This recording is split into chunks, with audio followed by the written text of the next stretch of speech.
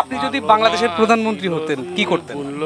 খুব ভালো করতাম, যে যা চাইতো তাই দিতাম। জনগণ আমার চায়, আমিও জনগণের চাই। নদী করে কলকল বাঞ্চুয়াই ওঠে জল, কত বড় তল হইল এই গাঙ্গে, নদীর নাম মনা সাগর পাকে পাকে উঠে। আমরা আছি গাজীপুরের ইচর নামে ছোট্ট একটি গ্রামের ছোট্ট একটি বাজারে। তো আমরা এখানকার মানুষের সাথে কথা বলবো, তাদের সুখ দুঃখের কথা শুনবো, কেমন আছে বাংলাদেশের মানুষ খোঁজ নেব এই মুহূর্তে ইচর বাজারে। কাকারা সবাই কি বন্ধু নাকি আপনারা? হ্যাঁ বন্ধু, হ্যাঁ বন্ধু। আপনারা এই যে বন্ধু সারাদিনের কাজ শেষ করে এসে সন্ধ্যার সময়টুকু এখানে বসেন আপনারা সবাই, আর তো সুখ দুঃখের গল্প নিয়ে আপনাদের কথা বিনিময় হয়, হৃদ্যতা হয়। আসলে এই সময় এসে কেমন আছেন? 20 টাকা 47 টাকা, এক বোতল কীটনাশক বিষের দাম হলো 120 টাকা। কেমনে চলবো দাদা? আচ্ছা কাকা, আপনি যদি বাংলাদেশের প্রধানমন্ত্রী হতেন কি করতেন? খুব ভালো করতাম, যে যা চাইতো তাই দিতাম। আমি আর কি বলবো, আমি সব দিক দিয়ে ভালো আছি। আমি জনগণ আমার চাই, আমিও জনগণের চাই।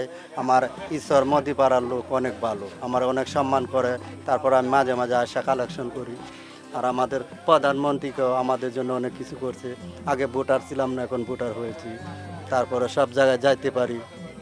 আমার প্রধানমন্ত্রী মা হাসিনা আমাদের জন্য অনেক কিছু করছে। এই যে বাজার, আমি আপনাকে দেখলাম যে আপনাকেও সবাই সম্মান করছে এবং আপনি মিলেমিশে আছেন, সবাই পরিচিত আপনার। এই যে হৃদ্যতা, এটা কি সব জায়গায় একই রকম পান না অন্য কোথাও কোনো বৈষম্য পান? দেখা গেছে এটা নিজের ব্যবহারের সব কিছু। আমি সব জায়গাতেই সম্মান পাই, আবার আমিও মানুষের সাথে ভালো ব্যবহার করি। আপনার কতদিনের ব্যবসা? আমার এটা প্রায় 18-19 বছর।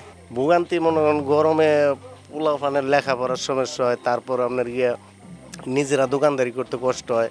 এই যে 3 মাসে পরীক্ষা আরম্ভ হইবে, ছেলে মেয়েদের পরীক্ষা আরম্ভ হইব, এই পড়ার সময় সন্ধ্যাবেলা কারেন্ট নিচে গা, এই কারেন্ট যে সন্ধ্যাবেলা গেল মাগরিবের নামাজের টাইমে, এই কারোর কখনো তার হিসাবই নেই। 10টা বাজা পারে, 11টা বাজা পারে। আমার কিছুই চলে না, ফ্রিজ নষ্ট হয়ে রয়েছে, ফ্রিজও চলে না। হ্যাঁ, কিন্তু আমার সামাটি বেলও নাই, কিন্তু বিল আইছে 2200 টাকা।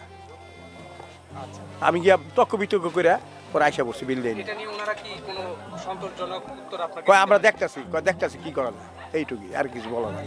একটা দুইটা বাতি চলে, একটা ফ্যান চলে, আর এত বিল কি করে হলো? উঠলে কিছু করার নাই আমাদের, এতে এগুলো বলে আর কি। মানে ওই অফিসে গিয়ে আমরা কোনো কাছে কোনো পাত্তা পাই না। আমরা হেপার একটা হাই স্কুল, একটা প্রাইমারি স্কুল, ইয়ারপুর একটা হাই স্কুল, একটা প্রাইমারি স্কুল পাশে। আমাকে নদীতে ব্রিজ নাই, ওনে নৌকা থাকলে মাঝি পাই না, মাঝি পেলে নৌকা পাই না। আমাদের যাতায়াত ব্যবস্থা খুব দুরবস্থা, আমাকে স্কুল বন্ধ, যাতে যাইতে খুব অসুবিধা। এবার প্রতি বিঘায় কতটুকু ধান হয়েছে?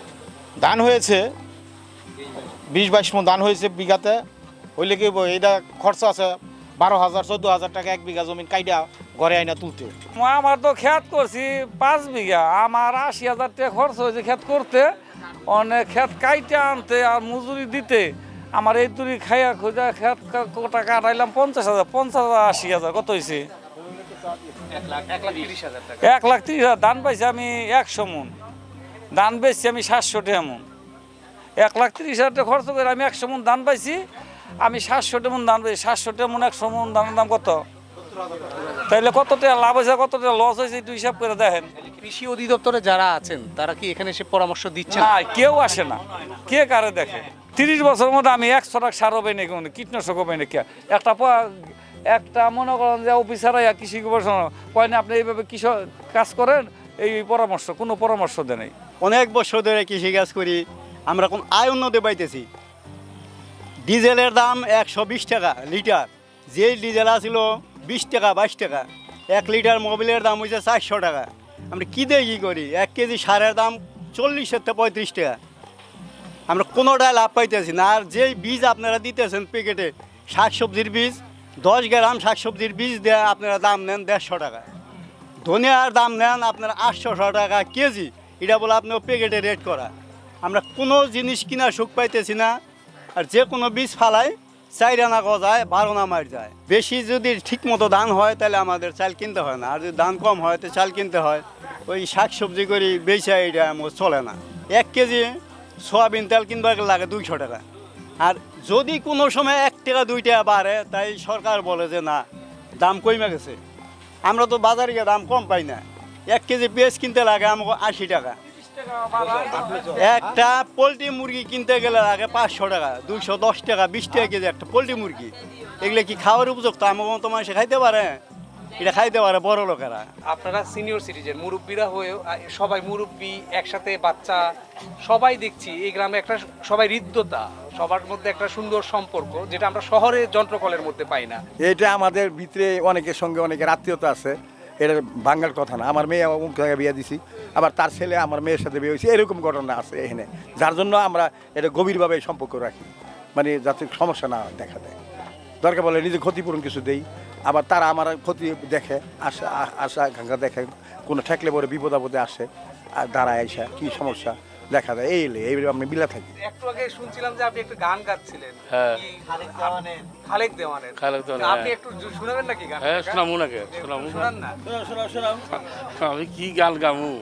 মালো মাঝিল জি বুনলো বুন, করলাম কি রঙ্গে ডঙ্গে, বাঙ্গা নৌকা বাইতে গেলাম গাঙ্গে। নদী করে কলকল, বাঞ্চুয়াই ওঠে জল, কত বড় তল হইল এই গাঙ্গে। নদীর নাম মনা সাগর, পাকে পাকে উঠে লহর, কত বড় তল হইল এই গাঙ্গে, ভাঙ্গা তরি গেলাম গাঙ্গে। ছিলাম ভালো, নাছিল সংসারের জ্বালা, থাকিতাম সদা মায়ের সঙ্গে। আমার দেহেতে আইলো জুয়ানি, উজান চলে নদীর পানি গো, আমার কাম কামনি সঙ্গে, ভাঙ্গা তরি এলাম গাঙ্গে। অসাধারণ।